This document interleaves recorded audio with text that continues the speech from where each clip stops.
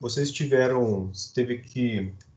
Deixa eu só esperar começar aqui a gravação. Ok, então, mais uma vez, bom dia. Então, a gente tem trabalhado já nessa semana, vou compartilhar aqui o plano de ensino, para a gente poder, então, para que a gente possa estar na mesma página, né? Então, na semana passada, a gente conversou sobre as contas a receber na nossa aula na segunda-feira, e na quarta-feira vocês já tiveram a oportunidade de ver a videoaula sobre estoques, né? E hoje a gente vai corrigir um exercício relacionado a esse ponto. Não necessariamente que a gente vai conseguir explorar todos os pontos sobre estoques, né? Mas em boa medida a gente já começa a discutir este assunto. Bom, pelo que eu tenho visto aí nas nossas discussões, nos nossos fóruns de discussões, aparentemente está havendo uma certa confusão no que diz respeito ao reconhecimento dos estoques, em especial a questão do critério de reconhecimento. Eu vou só ver aqui ver se eu acho aqui alguns slides, só para a gente poder ver se a gente conversa um pouco sobre isso. Só um instantezinho, que eu estou com os slides só do...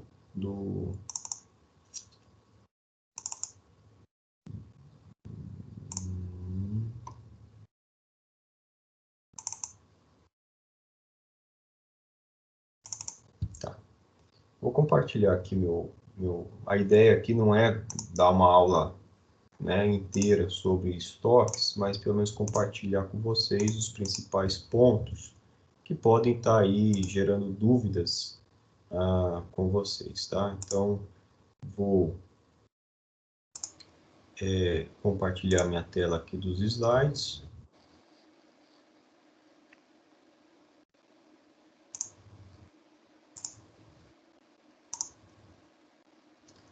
Então, vou mostrar aqui para vocês, muito rapidamente, um pouco só sobre os estoques, né?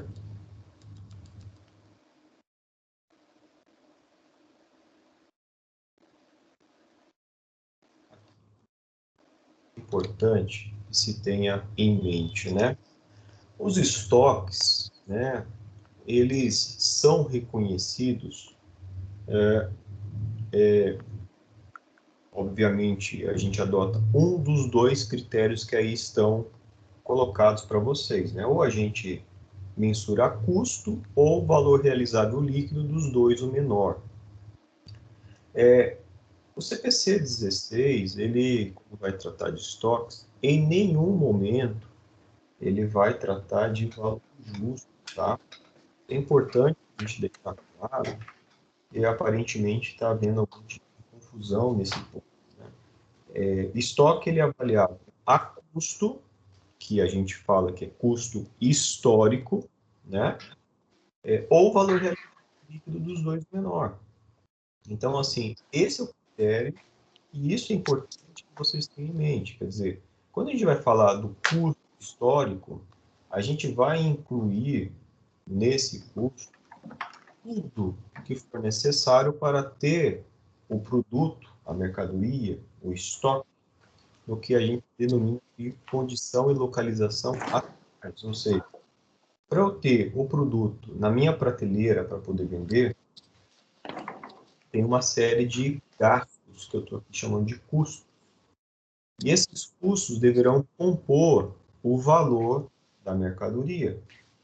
Então, aqui, vou te dar um exemplo.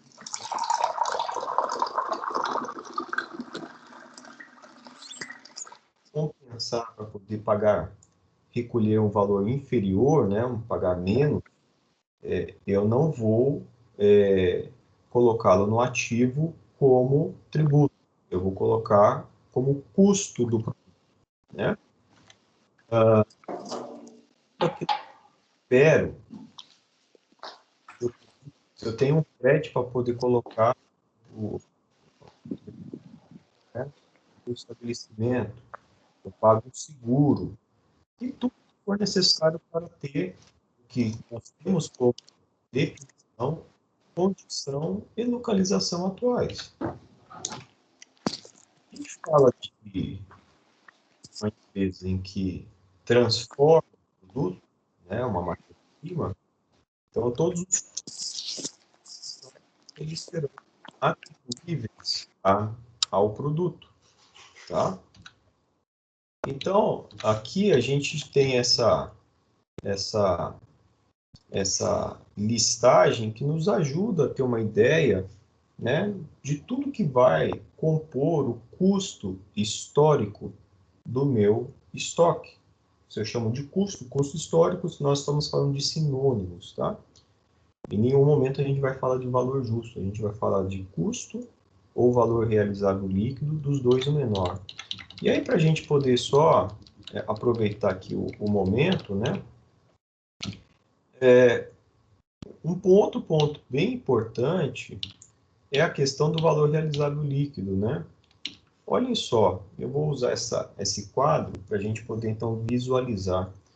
O valor realizável líquido, ele é mensurado, e por que dos dois o menor? O valor realizável líquido, ele aparece em circunstâncias muito específicas, né? Então, imagine que eu estou com um produto que está para vencer. Vamos imaginar um produto lácteo, um leite, um iogurte, por exemplo, de um supermercado, em que ele está próximo do vencimento. O que acontece? Eu vou diminuir o valor de venda para poder vender. Quando isso ocorre, o que acontece? Pode acontecer de eu, ao apurar o valor líquido que eu vou ter para receber do produto, dele ficar abaixo do custo. Então, imaginem só aqui, né? Do produto A, B e C, o custo para aquisição foi 5, 10 e R$ 1. Só que eu agora vou comparar qual que é o valor realizável líquido dele. Para o cálculo do valor realizável líquido, a gente tem que considerar aquilo que eu denomino de custos ou gastos inevitáveis para a venda. O que é gasto inevitável? Aquilo que eu não consigo deixar, né, de gastar para poder realizar a venda. Então, por exemplo, para eu poder vender o produto, eu tenho que necessariamente colocá-lo numa embalagem. Como eu trabalho somente com entregas, eu vou ter um custo para poder entregar esse produto. Eu vou ter um valor de comissão de venda. Imagine só que se eu esteja vendendo tudo via internet, eu tenho um custo da plataforma que faz a interface com o meu cliente e que é fixo um percentual sobre esse valor. E eu vou ter um valor relacionado a despesas bancárias por conta da cobrança. Somando esses gastos aqui, eu tenho 1,75. Quando eu pego R$ 7,00 menos 1,75, eu tenho um valor realizável líquido de 5,25, que quando comparado com o custo, ele é superior. Então, eu não vou alterar o valor do meu produto, da minha mercadoria, no meu estoque, pelo valor realizável líquido. Ele vai permanecer a custo. Notem que quando a gente fala do valor realizável líquido, nós não estamos falando de valor justo. Ele é diferente. E tampouco, quando eu falo de valor realizável líquido, eu estou falando que eu estou vendendo abaixo do custo. Não é isso, né? Vender abaixo do custo significa o quê? Eu pego o preço de venda, comparo com o custo e olho se ele está abaixo ou não. Não se trata disso. Então, aqui eu não alteraria o valor do meu produto, da minha mercadoria, porque o valor realizável líquido está superior ao valor de custo. Quando eu pego o produto B, notem que eu estou vendendo a R$ 12,00 e os gastos para realizar essa venda, eles somam R$ 2,60, que deduzidos dos R$ 12,00, eu chego a um valor realizável líquido de R$ 9,40, que ao deduzir, ou aliás, comparar com o meu custo, que é de 10, aqui eu tenho a materialização de que eu tenho que reconhecer pelo valor realizável líquido, porque o valor realizável líquido ele está abaixo do valor de custo, a um valor de 60 centavos a unidade. Então, é isso que é importante vocês terem em mente, né? Quando eu falo de valor realizável líquido, eu estou tratando dessa comparação entre o que eu vendo os gastos inevitáveis de venda e comparar com o custo de aquisição desse produto. Assim eu fico sabendo se eu uso custo ou valor realizável líquido dos dois ou menor. Se a gente olhasse aqui então o produto B, né, o ajuste para cada unidade do produto B a 60 centavos, a gente faria esse lançamento aqui, ó. Eu lançaria uma despesa de perda estimada para a redução do valor recuperável, uma conta de resultado e uma conta redutora de ativo como perda estimada para a redução do valor recuperável no valor de 60 centavos a unidade. É isso. Não tem o que a gente ficar falando de valor justo quando a gente fala de mercadorias, tá? Bom, era isso que eu queria falar. Estou aberto aí para vocês tirarem as dúvidas que vocês tiveram do seu ponto de vista de conceitual dos estoques, para que a gente possa, então, tratar do exercício que a gente tem para hoje.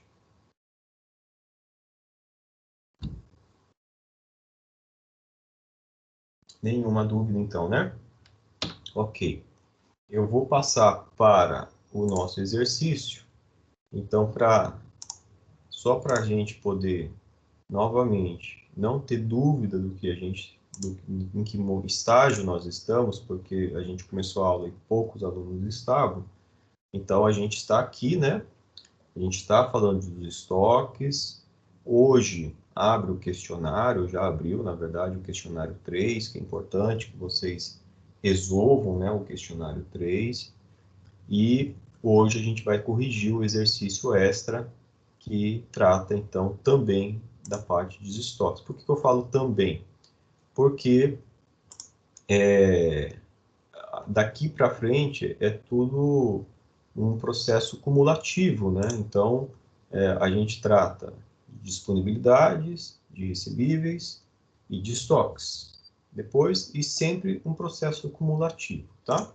Então, vou colocar aqui na tela de vocês os slides relacionados ao exercício que a gente vai corrigir e a gente vai trocando ideias a respeito dele, tá? À medida que eu for tratando, vocês fiquem à vontade para poder, então, tirar dúvidas sobre o evento. O exercício extra, ele aparece para vocês aí já este balanço aqui, assim, né? Então, esse balanço aqui, ele está demonstrando, né, um capital subscrito de 50 mil e um capital integralizado de 50 mil. Quer dizer, o balanço é isso aqui, ó, 0 ativo, 0 passivo. Aqui eu só demonstrei para vocês o que seria, né, esse lançamento, né? O capital subscrito tem natureza credora e o capital integralizar natureza devedora. Então, ele reduz o meu capital subscrito. E aí, à medida que eu for integralizando, né, o capital, eu vou retirando do capital integralizar e alocando aqui nas aplicações de recursos, aqui nos ativos, né? A gente falou na última aula que aqui nós temos nossas origens de recursos, né, no passivo, origens próprias no patrimônio líquido, origens de terceiros no passivo circulante e não circulante, e no ativo, nossas aplicações de recursos, né? Então, o primeiro evento aí no dia 3 é a integralização do valor de 10 mil reais de cada sócio em dinheiro. Então, deve estar aí no exercício, que são 2 sócios, né? Então, o evento que espelha essa integralização é debitei caixa, porque foi em dinheiro, então todo o dinheiro vai para o caixa, e credito capital a integralizar. Quer dizer, o capital integralizar está diminuindo, ele tem natureza devedora, então eu faço um crédito. Ao passo que caixa tem natureza devedora, está aumentando, eu faço um débito. Então, esse é o evento que demonstra, né, a integralização de 20 mil reais em dinheiro.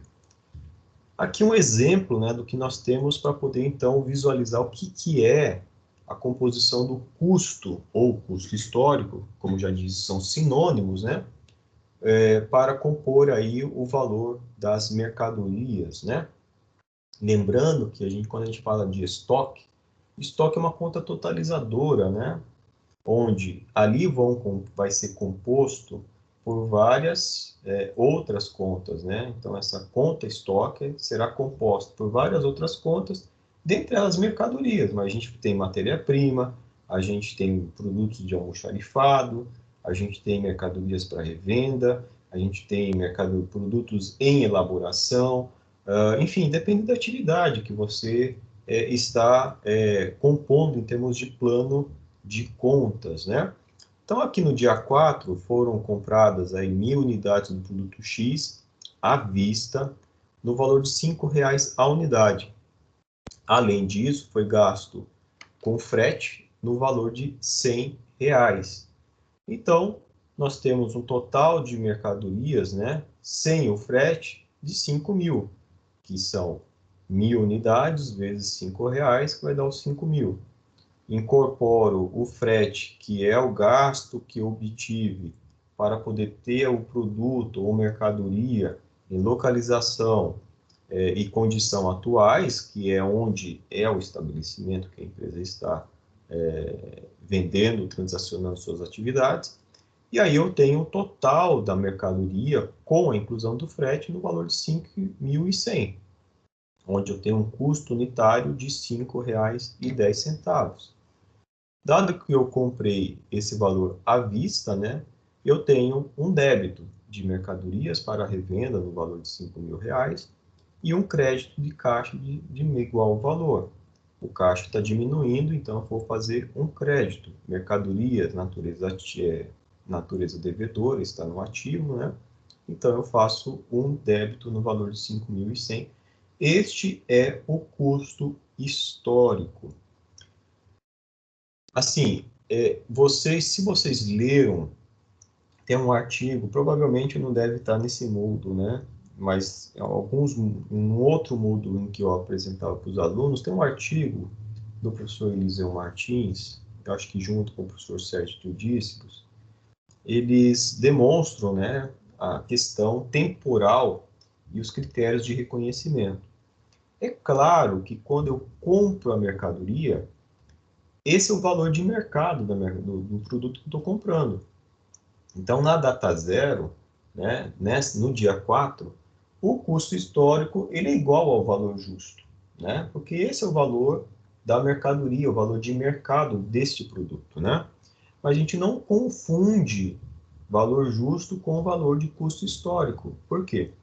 A mercadoria ela vai permanecer, né, no ativo por 5.100, a menos que eu identifique algum problema, do ponto de vista de valor, em que faça com que eu tenha que reduzi-la pelo valor recuperável líquido, cujo reconhecimento será por um valor necessariamente inferior a 5.100. Tá bom? Então, só para reforçar aquilo que a gente falou no início da aula. No dia 6, a gente tem a abertura de conta corrente com depósito inicial de R$ 3.000. Então, o que a gente tem aqui nesse evento? Está saindo recursos do caixa e indo para o banco, né? Então, debito o banco porque ele está aumentando e credito o caixa porque ele está diminuindo no valor de R$ 3.000. No dia 8, a gente está comprando o mesmo produto X, né? Só que aqui são 250 unidades. Notem que o produto ele já aumentou de preço, né? Ele está aqui pelo valor de 5,50 unidade e eu gastei com frete o valor de R$ 50. O valor, né, da mercadoria eu paguei com cheque, então ele necessariamente vai sair do banco, né? Então, o que a gente tem aqui? O valor total da mercadoria sem o frete, que é a quantidade de 250 vezes 5,50, que vai dar 1.375. Sendo que com a inclusão do frete, que a gente necessariamente tem que fazer, então nós temos um total aí de 1.425 com a inclusão do frete. Então, como é que fica aqui? A gente está considerando que eu estou aqui pagando tudo com cheque, né? Então, o valor da mercadoria fica 1.425. Vou debitar a mercadoria e, como estou pagando com cheque, eu acredito o banco no valor igual a 1.425. Tá? Aí, só um exemplo, né, para que a gente comece a visualizar, de com ficha de controle de estoque. Neste momento, a ficha de controle não faz diferença se a gente tivesse aqui PEPs ou WEPs. Só se a gente tivesse média ponderada móvel, é que a gente viria aqui e faria já, né, a somatório da quantidade e pegaria o valor total, né, a somatório desse valor total e dividiria pelo total, né, de quantidades de produtos que nós temos aqui. Aí sim a gente teria uma média ponderada móvel. Acho que é o que a gente está fazendo aqui, né? Então, deixa eu só conferir. Deixa eu ver se no exercício você deve estar com ele na mão, deve ser isso que está sendo solicitado, né? Então, 5.100 mais 1.425 está dando 6.525, dividido por 1.250, eu tenho a média ponderada móvel. Então, aqui neste exercício, a gente está usando a média ponderada móvel, né? Onde aqui 5.100 mais 1.425 tem um total de 6.525. Tem um total de 1.250 unidades, que dividido eu vou ter um valor unitário de 5,22. Tá? Se fosse PEPs ou UEPs, nós teríamos 1.000 aqui e teríamos 250 aqui, separadamente, para que a gente pudesse ter o valor unitário de 5,10 e depois o valor unitário de 5,70. Alguma pergunta, gente? À medida que vocês tiverem perguntas, vocês podem colocar no chat também, tá bom? Vamos lá. No dia 10, a gente tem a transferência de R$500 para aplicação financeira. Então, o termo transferência nos remete a uma transação eletrônica, né? Então, eu necessariamente vou tirar do banco. Então, eu estou aumentando aplicações financeiras e diminuindo o banco. Por isso, eu faço um débito de aplicações financeiras no valor de R$500 e um crédito em banco no valor de igual valor de R$500, tá? No dia 12, nós vendemos 300 unidades do produto que nós temos, né, produto X, com uma margem de 50% superior ao custo, e eu recebi 30% à vista. Ora, se nós voltarmos aqui, né, na nossa ficha de controle de estoque, nós temos um valor de custo unitário de 5,22. 5,22 vezes 300 unidades, eu tenho um custo da mercadoria vendida de 1.566, que multiplicado pela margem de 50%, que é basicamente, né, isso aqui que nós estamos fazendo, 1,5, nós chegamos à receita de 2.349, sendo que desses 2.349, 30% foi à vista, ou seja, 70% são duplicatas a receber. Então, para a gente poder demonstrar isso nos lançamentos, a gente tem, né, 30% à vista, 704,70, 30% de quem? De 2.349. A diferença é que eu não recebi ainda, então são duplicatas a receber. Aqui poderia ser duplicados a receber, ou se a gente tivesse uma informação específica, a gente poderia trabalhar com a ideia de que seria, por exemplo, cartões de créditos a receber, por exemplo, né, que quando a gente faz uma transação, que é o que é mais comum hoje em dia, né? E o custo de 1.556, né? 1.566.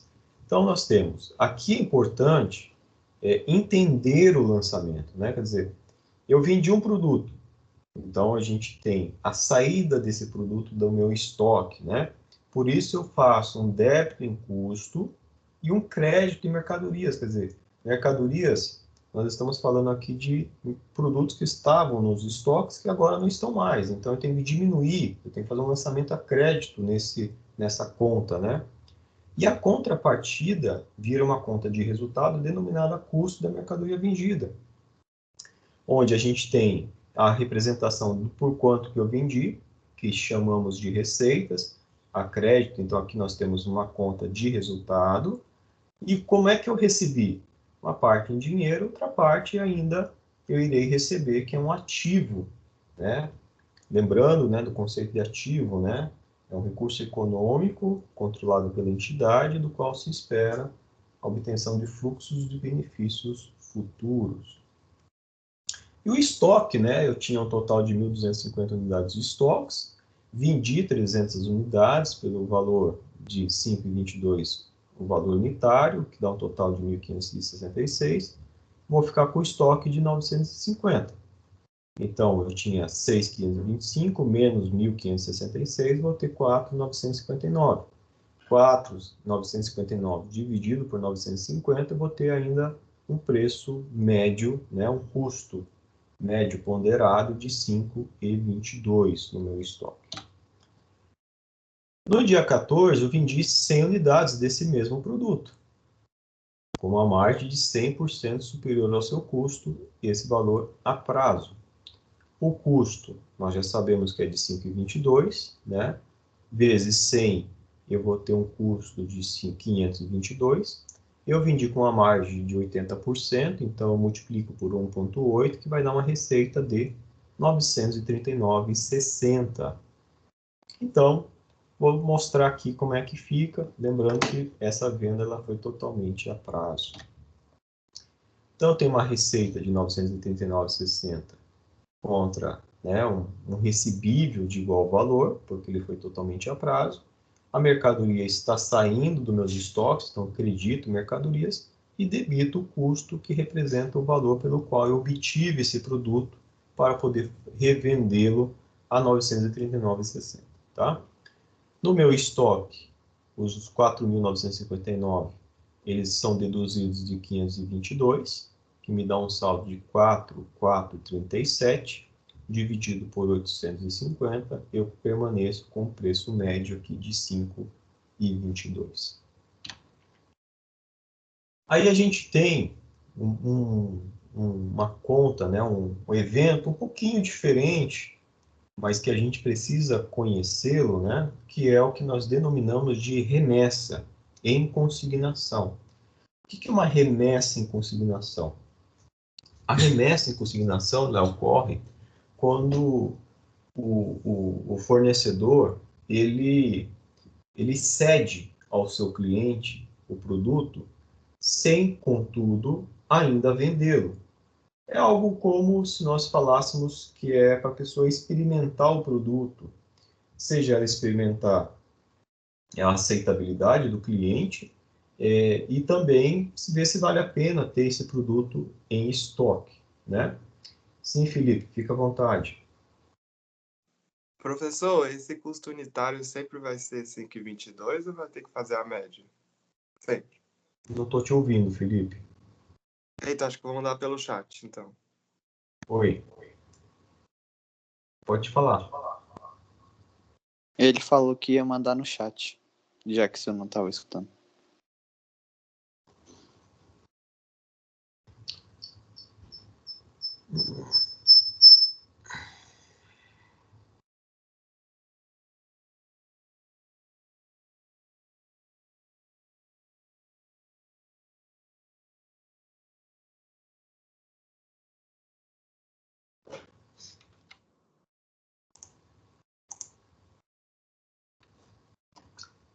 Não, Felipe, o custo não vai ser sempre 5,22, né? Ele será 5,22 enquanto eu, ao fazer a divisão, né? Então, voltando aqui, né? Inclusive, lá na frente, vocês verão que não vai ser sempre 5,22. Enquanto eu pegar e fizer essa divisão aqui do valor total pelo valor da quantidade total e der 5,22, inclusive pelo arredondamento, né? Eu vou considerá-lo. À medida que esse arredondamento me der um valor diferente, eu vou, obviamente, diminuir por conta de arredondamento, tá bom? Então, não é, eu vou considerar sempre esse valor. Eu vou fazer a divisão, e aí, pela divisão, eu consigo, então, saber se eu tenho que ter algum arredondamento, seja ele para cima, seja ele para baixo, tá?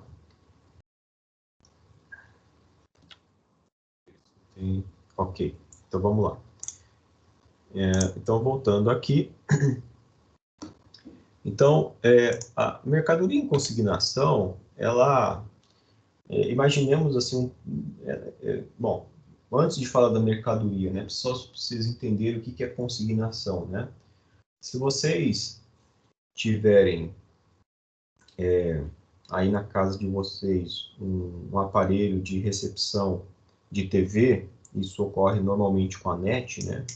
Aquele aparelho, a NET, ela não cobra de você um valor, ela entrega de forma consignada, né? E que ela deixa na tua casa para você usar. Então, se der algum problema, ela vai lá, troca, inclusive, sem custo nenhum. Isso é consignação. Quando a gente fala de mercadorias em consignação, é isso mesmo. O fornecedor ele entrega para o cliente essas mercadorias, ele vai experimentar, ele vai provar, depende do que é a mercadoria, obviamente, e ver a aceitabilidade dos seus clientes em relação àquela mercadoria. Isso ocorre normalmente, né, em situações mais comuns, com produtos que estão sendo lançados no mercado. Então, imaginemos o seguinte, hoje chega um concorrente da Coca-Cola, né? O cara fala, bom, meus clientes, eles tomam Coca-Cola, eu não tenho por que gastar meu capital de giro para poder colocar este outro produto. Aí o cara fala, tá, não, tudo bem, você não vai gastar esse capital de giro, eu deixo aqui e você fala que tem esse produto. Eu vou fazer minha propaganda na televisão ou nos meios de comunicação, né? E aí, se o cliente perguntar, você tem aqui. E você experimenta durante um período, 30 dias, 60 dias, 90 dias, enfim, e vê a aceitabilidade dos seus clientes em relação ao produto que eu estou deixando aqui para você. Então, o que acontece? A mercadoria remetida em consignação, ela não foi vendida. Então, ela não pode ser desincorporada do ativo, porque quem tem um controle do ativo continua sendo o fornecedor. Aquele que emitiu, né, remeteu a mercadoria em consignação. Muito embora a posse esteja com o cliente dele. Então, note que aqui é um exemplo muito interessante para a gente entender a diferença entre controle e posse. Eu posso ter o produto, eu posso ter a posse da mercadoria, mas ela não é minha, porque ela é do meu fornecedor. Por isso, essa mercadoria ela tem que estar no ativo do fornecedor e não do cliente. Porque ele que detém o controle, ou seja, se ele quiser passar lá no estabelecimento do cliente dele e pegar a mercadoria e falar, a mercadoria é minha, claro, salvo dispositivos contratuais, ele vai e pega. E pronto, né? Não tem problema nenhum. Então, esse é um exemplo em que, qualitativamente, a gente tem que reclassificar o produto ou a mercadoria. Quer dizer, o que é reclassificar? A gente tem que fazer esse lançamento, né? Debitar mercadorias remetidas em consignação. Aqui, novamente, eu olho qual é o custo, multiplico pela quantidade e chego no valor final. Então, debito mercadorias remetidas em consignação e credito mercadorias para revenda. Ah, professor, mas eu vou ter que pegar esse valor aqui e somar ao custo da mercadoria lá na DRE? Não. Aqui a gente não está vendendo a mercadoria, a gente está reclassificando para demonstrar que aquela mercadoria que eu remeti em consignação, ela não está no meu estoque disponível para revenda, porque ela está lá no estabelecimento do meu cliente. Então, a ideia aqui é basicamente demonstrar, e por isso o nosso balanço patrimonial, ele não somente tem uma função quantitativa de falar o quanto que eu tenho em estoque, mas também qualitativo, para eu demonstrar qual é a condição desse estoque. Ou seja, eu tenho a mercadoria para revender, eu tenho essa mercadoria com o meu cliente, essa mercadoria está em produção, essa mercadoria, na verdade, ainda não é nem mercadoria, é um produto em elaboração ou é uma matéria-prima ainda. Então, quando a gente olha o balanço, a gente consegue identificar qualitativamente a condição de cada um dos itens do ativo. Esse é um ponto muito relevante quando a gente olha para os ativos, né? Então, é essa a ideia quando eu faço este lançamento aqui. Então, basicamente, estou demonstrando que a mercadoria não está sob minha posse, mas eu tenho o controle dela, tá? No controle de estoques, né, eu vou dar baixa dessa mercadoria quando a gente fala de mercadoria para revenda, né? Obviamente que eu teria que abrir uma outra ficha de controle de estoque, produto X em consignação, porque aqui são os produtos para revenda. Lembrando que esse valor ele não vai ser somado ao custo da mercadoria vendida. Aqui eu tiro novamente, né, o valor unitário, né, da mercadoria dividindo 3.393 por 650, que vai me dar 5,22. Aqui um outro ponto muito interessante, que por enquanto a gente vai dar para vocês todas as informações sem necessariamente ter que calcular os encargos financeiros, né? Mas vamos por partes. Nesse dia 20, eu tive que descontar duplicatas. É o que a gente chama, que vocês já podem ter ouvido eventualmente, de antecipação de recebíveis. O que é antecipação de recebíveis? Eu tenho um valor a receber, mas eu preciso de dinheiro hoje. Eu não posso esperar esse tempo para o meu cliente vir me pagar para depois eu, então, reconhecer no meu balanço, eu ter esse dinheiro no meu caixa, né? Então, eu vou até o banco, uma instituição financeira, e falo, olha, eu tenho isso aqui para receber, quanto é que você me cobra para me dar o valor hoje em dinheiro para eu poder usar na minha atividade? Aí, obviamente, o que a gente tem? O banco, a instituição financeira vai te cobrar uma taxa para poder, então, de juros, né? Porque o princípio básico de finanças é que o dinheiro tem valor no tempo, né? Então, eu estou descontando 50% das duplicatas a receber. O saldo de duplicatas a receber que eu tenho é de 5.583,90, que é o quê? Né? Só voltando aqui, é isso aqui, né? Eu tenho 1.644,30 mais 939,60. Esse é minha duplicata a receber, né? Esse é meu saldo. Eu vou descontar 50%, eu tenho 1.291,95. Bom, aí esse valor é que eu vou descontar. Esse é o valor de face. O banco, ele vai me cobrar uma tarifa pela operação de R$25 e vai me cobrar juro de R$200. Por enquanto, a gente não está dando a taxa de juros para vocês. A gente está dando já o valor fechado. Então, a soma de tarifa e juros é o que eu chamo de encargos financeiros. Como é que eu reconheço isso? Bom, eu descontei 1.291,95. Então, eu vou ter uma conta denominada duplicatas descontadas.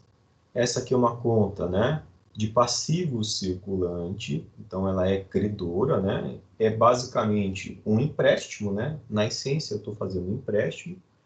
E o valor líquido que vai para o banco é o valor de 1.291,95 menos o valor que eu tenho de encargos financeiros a transcorrer, que é o que o banco me cobrou de juros e tarifa. Então, o valor líquido é 1.066,95. Então, eu aumento o valor de banco no valor de 1.066,95, aumenta os encargos financeiros a transcorrer. Essa aqui é uma conta redutora de passivo circulante, ela vai ficar logo abaixo de duplicatas descontadas. E, consequentemente, né, vou ter um aumento aqui de obrigação de passivo no valor total do desconto dessas duplicatas, que é 1.291,95. No dia 25 de janeiro, eu tenho esse evento, né? O adiantamento a fornecedores no valor de R$300. Adiantamento a fornecedores nada mais é do que eu faço um pedido, meu fornecedor pode me dizer, olha, tudo bem, eu vou te entregar esse produto, mas você tem que me adiantar parte do que você está querendo. Isso pode ser comum dependendo da atividade que você exerce. Esse adiantamento a fornecedores, ele é uma conta que tem que estar nos estoques, tá? Então, debito adiantamento a fornecedores no valor de R$300 e credito caixa, que é a mesma quantia, porque está diminuindo o valor do meu recurso de caixa, né? No dia 27, a gente tem este evento, né? O meu fornecedor ele encaminhou para mim 100 unidades de mercadoria Y no valor de R$15 e está sujeito à aprovação. Veja, esse é o caso de que eu não tenho nenhum lançamento. Por quê? Eu comprei um produto, esse produto ele foi despachado nessa condição que está sujeito à aprovação. Como eu ainda não aprovei esta mercadoria, ela não faz parte ainda do meu ativo. Então, basicamente, quando tem essa observação que ela está sujeita à aprovação, na verdade, toda mercadoria ela é sujeita à aprovação, né? Aqui é somente uma exemplificação do nosso dia a dia. Por que ela é sujeita à aprovação? Imagine só que você comprou lá uma série de medicamentos. Esse medicamento ele chega numa caixa e você vai pegar o que está na nota fiscal, o que está no teu pedido e vai conferir com o que veio. Você vai conferir não somente o que você pediu, né, para saber se é exatamente o que você pediu, se não veio nada além ou aquém, e vai verificar, por exemplo, a data de vencimento dos produtos também. Imagine que chega lá uma mercadoria que está próxima do vencimento, ou que já venceu, por engano, então você não vai, obviamente, aceitar aquele produto. Você vai devolver, você não vai incorporar ao seu ativo. Então, enquanto você não der a aprovação, né, de que aquela mercadoria, você aceitou aquela mercadoria nas condições em que ela estava, você não faz lançamento algum, que é o caso aqui deste evento. No dia 28, a gente tem aqui o fechamento de contrato de câmbio para aquisição de produtos importados no valor de $1.000. Aqui é o caso, né? Lembrando que nós reconhecemos na contabilidade, né? Todo o nosso registro, ele é pela moeda nacional. A gente não faz reconhecimento em moeda estrangeira.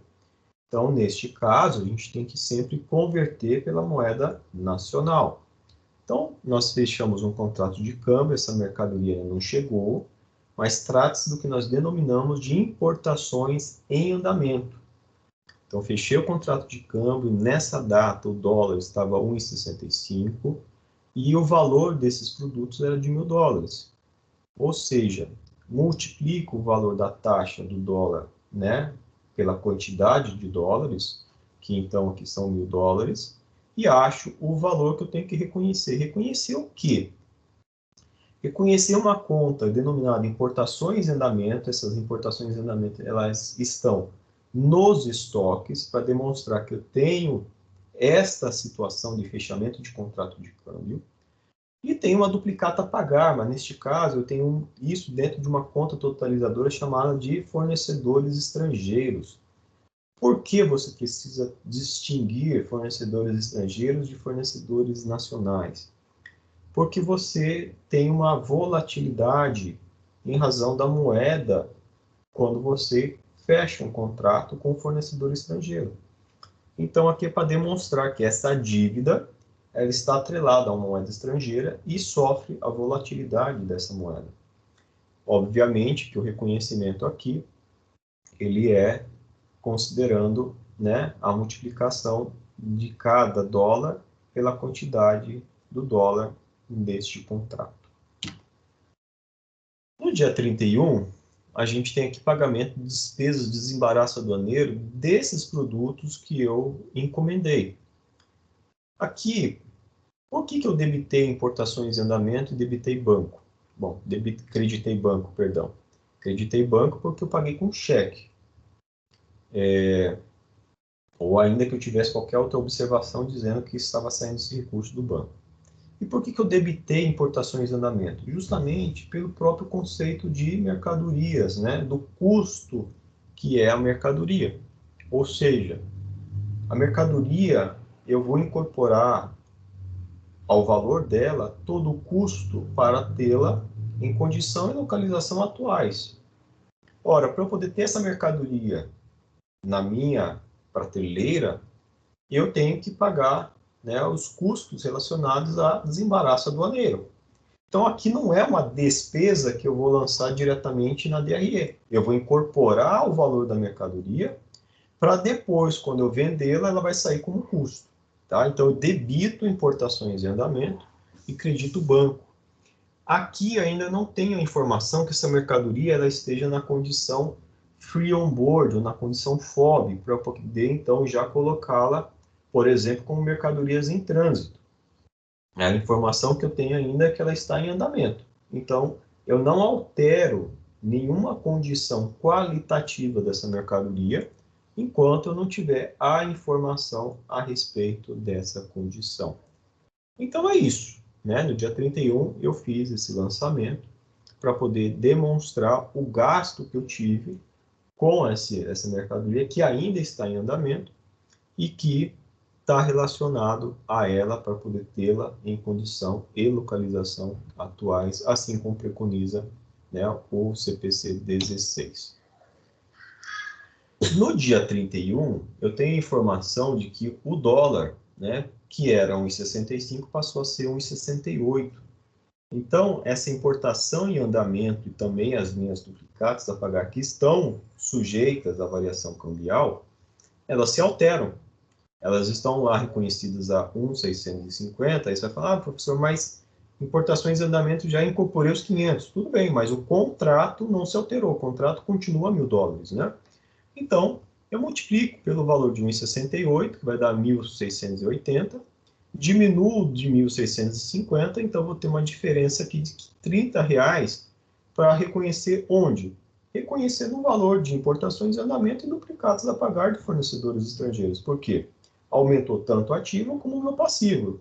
O valor que eu vou pagar para o meu fornecedor aumentou e o valor da mercadoria também aumentou na condição de importações em andamento. Se nós tivéssemos a informação, você pode estar aí na dúvida, mas quando é que eu deixo de reconhecer a variação cambial nas mercadorias? Você vai deixar de reconhecer essa variação cambial quando deixa de ser importações em andamento e passa a ser mercadorias em trânsito ou mercadorias para revenda. Porque aí, nesse momento, cessa em mercadorias a volatilidade ou a incorporação das alterações do câmbio, mas não em duplicados a pagar. Mas aqui ainda a gente tem a condição que trata-se de um produto que trata-se de importação em andamento. E nessa condição, essa alteração do dólar eu reconheço. Então, aumento importações em andamento e credito duplicados a pagar no valor de R$30. Você pode também estar se pensando assim, mas quando é que eu vou reconhecer variação cambial ativo, variação cambial passivo, ou, em outras palavras, despesa financeira ou receita financeira? É quando eu tiver essa condição de ter somente a duplicata a pagar, em que não está atrelada mais uma importação em andamento, né? Ou que eu tenha somente importação em andamento, mas eu já paguei o valor à vista e não tenho duplicata a pagar. Aí sim a gente teria uma contrapartida, neste caso aqui, como uma variação cambial ativa, né? Mas não é o nosso caso ainda, tá? Porque eu não paguei. Isso é muito comum os alunos terem uma certa dificuldade de compreensão, tá, gente? O que eu tenho que ter em mente é, os dois lados, ativo e passivo, eles ainda existem? Se a resposta é sim, eu não tenho que reconhecer nada na DRE. Se a resposta for não, eu vou ter que olhar o que está ativo. É ativo ou passivo? O que eu tenho ainda dessa perna? É ativo? Então, neste caso, vamos usar este caso como exemplo, eu teria uma receita financeira. Se fosse passivo, eu teria também, né, no caso aqui, uma despesa financeira. Por quê? Aumentou minha despesa. Então, eu teria aumentado somente a minha despesa financeira, aumentou minha obrigação, né? Então, isso ao longo do nosso curso, a gente vai trabalhando esses exemplos com vocês. Aqui é um exemplo ainda, né? Que eu tenho tanto a perna ativa como a perna passiva. Bom, a gente tem ainda uma informação que nós temos um rendimento de aplicação financeira de 0,5% para 20 dias. Por que para 20 dias? Porque aqui, ó, se a gente olhar a nossa aplicação financeira, eu transferi no dia 10, né, R$500. Então, eu faço, né, o 0,5%, ele é exatamente para os 20 dias. Aí você vai falar assim, mas professor, aí é dia 31, correto. Lembre-se que a gente sempre trabalha com ano comercial, então a gente sempre vai trabalhar com 30 dias fechados, seja 31, seja 28. Sempre trabalharemos com, se fosse 30 dias, então 30 menos 10, teremos aí 20 dias do mês de janeiro, tá? Então aqui é fácil, né? Eu tenho R$500 em aplicações financeiras, eu multiplico pelo percentual de rendimento, vou ter uma receita financeira de R$2,50. Então, acredito receita financeira, está aumentando, e também aumento minha receita financeira no valor de R$2,50. A minha DRE é isso aqui, basicamente, né? Eu tenho um total de receitas de 3.288,60, menos um custo de 2.088, e eu tenho uma receita financeira de R$2,50, que me dá um lucro líquido de R$1.203,10. Aqui que é um ponto importante, tá, gente? A nossa apuração do resultado do exercício. Essa apuração do resultado do exercício, daqui para frente, ela será exigida de vocês, tá? Então é importante que vocês tenham isso em mente. Como é que eu faço a apuração do resultado do exercício? Ora, eu vou olhar tudo que eu tenho de contas de resultado. Quais são as contas de resultado? Receita, custo e despesa.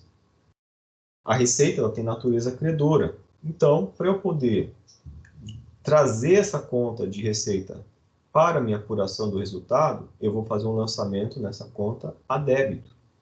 E abro uma conta denominada apuração do resultado do exercício a crédito. E aí aqui vem o total das contas, da conta que eu estou fazendo o lançamento, que neste caso é de R$3.288,60. O custo. O custo da mercadoria vendida, ele tem natureza devedora. Então, para eu poder zerar a conta de custo, eu tenho que fazer um crédito. Por isso, eu venho, somo todas as contas ou movimentações de CMV, deu aqui um total de 2.088, faço um crédito em custo, porque ele está a débito, e debito a apuração. Quando eu confronto esses dois valores de apuração, ó, um natureza credora, outro natureza devedora, quando o crédito aqui é maior que o débito, eu tenho lucro. Então, mas ainda eu tenho receita financeira. A receita financeira tem natureza credora. Então, eu faço um débito em receita financeira e um crédito em apuração do resultado do exercício. Então, total de apuração do resultado do exercício, eu somo a crédito e debito o total a débito, que me dá, então, um lucro do exercício de R$1.203,10, que eu faço um crédito em lucro e debito, então, a apuração, esse no mesmo valor. Com isso, eu zero as contas de resultado. Aqui, o lucro do exercício ele é uma conta de resultado ainda. Eu vou fazer um lançamento, né, adicional para poder transportá-lo para o balanço patrimonial, para que ele venha aqui, né, nessa conta aqui, como lucro do exercício. Então, gente, esse aqui é o balanço patrimonial. Eu vou comentar alguns aspectos para vocês. Recomendo que vocês depois tentem resolver o exercício sozinhos, né? E também, obviamente, elaborar o balanço patrimonial. Obviamente que caixa, banco e aplicações financeiras nada mais é do que o saldo final dessas contas. Aliás, todas aqui. O que eu quero destacar? Quero destacar a conta de estoques. Notem aqui que estoques, eles estão formados por mercadorias para revenda, mercadorias remetidas em consignação, adiantamento a fornecedores e importações em andamento. Onde importações em andamento, ele tem uma relação estreita com duplicatas a pagar de fornecedores estrangeiros. Por que aqui está 1.680 e aqui está 2.180? Porque aqui nós tivemos um gasto com desembaraço aduaneiro de R$500. Por isso que temos essa diferença aqui entre duplicados a pagar de fornecedores estrangeiros e importações em andamento. Olhando para o balanço patrimonial aqui no passivo, nota que nós temos aí o capital subscrito de 20, um capital social de 20 mil, um capital subscrito de 50 e um capital integralizado de 30, onde essa diferença de 20, que é o capital social, foi o que foi integralizado lá em caixa, e aí a partir daí as movimentações ao longo de janeiro, né? E o lucro de exercício que veio lá da nossa apuração, de 1.203,10, que nos dará aí um ativo e um passivo total de 23.950,05, tá? Uma outra conta que eu quero chamar a atenção de vocês é a conta de duplicados contados. Lembra que nós descontamos, né, um total de 50% das nossas duplicados a receber, né? E com isso nós fizemos o que nós denominamos de duplicados descontados. Então, aqui, ó, está relacionado com isso aqui, ó. Ah, professor, mas por que aqui continua 2.583,90? Porque eu fiz uma operação em que eu dei como garantia as duplicatas a receber, mas eu não transferi essas duplicatas a receber para a instituição financeira, né? Por isso ela permanece no meu ativo, alinhado ao conceito de ativo, que é um recurso econômico controlado pela entidade, do qual se espera, né, benefícios econômicos futuros. Então, aqui neste caso, eu não cedi os ativos, eu dei eles em garantia. Se eu tivesse cedido esses ativos, eu não teria nem esse valor aqui e tampouco esse valor aqui no passivo, tá? Então, aqui, essa antecipação de recebíveis é o que nós denominamos de uma operação genuína de empréstimo, né? Você cede, você dá em garantia aos recebíveis para que você possa ter uma taxa de juros menor. Além disso, notem que nós temos os encargos financeiros a transcorrer no valor de 225, que é uma conta redutora. Se nós tivéssemos a informação que nesse exercício de que teríamos que fazer a apropriação desses encargos financeiros, porque ao respeito ao regime de competência, uma parte desse valor de 225 seria reconhecido como despesa financeira. Mas, questão básica em nosso exercício, nós só faremos os ajustes que forem solicitados ou informados no exercício. Neste exercício não foi informado que os encargos financeiros deveriam ser reconhecidos. Muito embora nós saibamos que pelo regime de competência isso é uma obrigatoriedade, não é uma opção, tá? Então, o nosso exercício é este, gente. Os destaques que eu queria fazer já estão feitos. Recomendo fortemente que vocês procurem fazer o exercício sem ver o vídeo, né? Assim, acompanhar o vídeo, mas tentem resolver, porque às vezes acontece que fica claro na explicação e aí, quando você tenta fazer, você tem dificuldades. Então, em razão disso, eu recomendo fortemente que vocês tentem resolver, tá? Olha, Clara, esse exercício é para estar disponível sim, tá?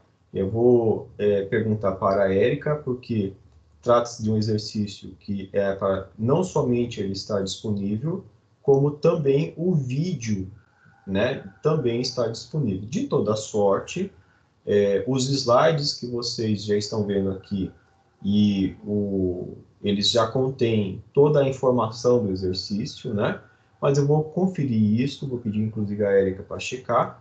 Caso ele não esteja de fato, a gente vai estar disponibilizando lá para vocês, tá bom? Mais alguma pergunta, gente?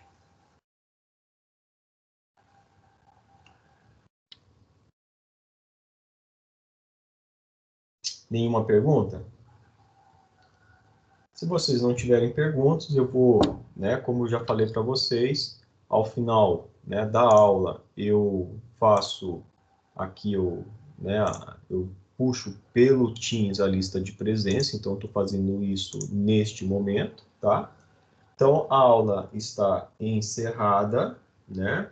E aí, qualquer dúvida, peço que vocês coloquem lá no Aprender, utilize os nossos canais com os monitores e, volto a dizer, tá? Caso este exercício e o vídeo não estejam disponíveis, eles serão disponibilizados no Aprender 3, tá bom?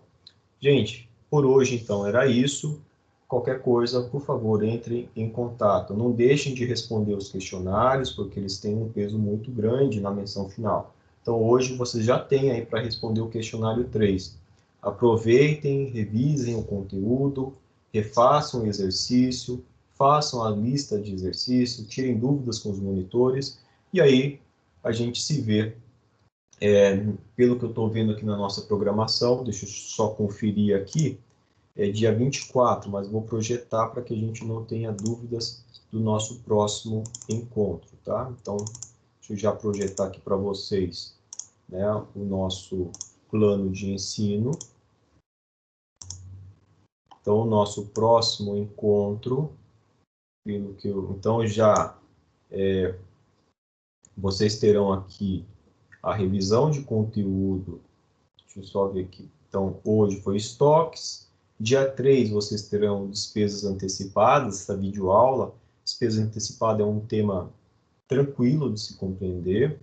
E aí, aqui a gente já começa a trabalhar o realizável a longo prazo. E aí, dia 10, perdão, né? Eu tinha falado dia 24, mas dia 10 de março a gente já tem uma aula síncrona. Então, aqui, qual é o ponto principal em relação ao realizável a longo prazo? É a questão do ajuste a valor presente, tá, gente? Então, esse é um ponto que é mais de matemática financeira do que de contabilidade, mas é um ponto muito relevante para vocês, tá? Então, prestem bastante atenção, que é um ponto que a gente vai utilizar muito na nossa disciplina em relação ao ajuste a valor presente, tá? Então, dia 10, né, na próxima quarta-feira, a gente vai falar sobre o realizável a longo prazo com a resolução do caso, né, 2 da lista 5, tá bom? Então, é isso. Até o dia 10. Deixa eu ver se tem mais uma pergunta aqui. Ok. Então, ficamos assim, combinados. Dia 10, na outra quarta-feira, a gente volta a conversar. Não deixem de fazer os exercícios, tá bom, gente? Obrigado pela presença. Fiquem bem. A gente se vê. Tchau a todos. Obrigado, professor. Tchau, professor. Valeu. Tchau, tchau, Clara. Tchau, gente.